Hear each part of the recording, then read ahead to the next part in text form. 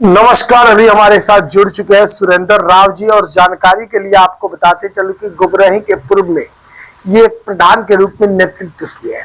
आज के इस विशेष कार्यक्रम में हम इनसे जानने का प्रयास करेंगे कि जो इनका पूर्व में नेतृत्व रहा गुबरही के लिए वो कैसा रहा और एक प्रधान के दायित्वों को किस प्रकार इन्होंने निर्वहन किया। प्रधान जी, सबसे पहले स्वागत है आपका। स्वागत।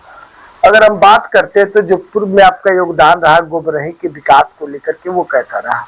बहुत बढ़िया था। विकास जितना हमसे प्रयास हो सका उतना विकास किया जी। आपने अपने नेतृत्व में कौन कौन से कार्यों को गुबरही के धरा पर उतारा जिससे गुबरही को बेहतर दिशा और दशा मिला? अब देखिए, हमारे पहले गुबरही ग्राम सभा में 4 टोले हैं। 4 टोलों में एक भी चक्रोड का भराई नहीं हुआ था। हमारे पहले कोई उसमें मिट्टी नहीं डलवाया। पूरा 4 टोला का कोई चक्रोड बाकी नहीं जिसको न भरवाया। एक बार तो भरवाई है। अब उसी भरवाए हुए हमारे चक्रोड पर जो प्रधान हुए हैं 10 साल से 10 साल से प्रधान है।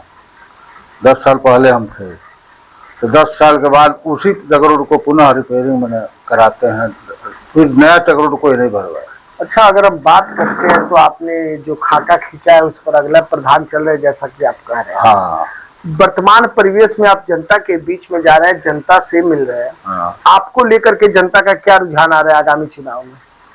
अब जनता तो मान लीजिए खुलकर सामने नहीं आ रही। अभी प्रधान दूसरा है तो बोलेगी नहीं।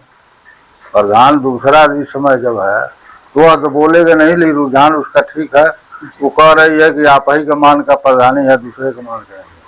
तो मान लीजिए आगामी चुनाव में अगर जनता आपको मौका देती है, आप ग्राम प्रधान बन जाते हैं। हाँ। तो ग्राम प्रधान बनने के बाद जो सबसे पहला विकास का कार्य आपका होगा गुबरही में वो कौन सा होगा? पहले तो नाली और सड़क पर ध्यान दिया जाएगा।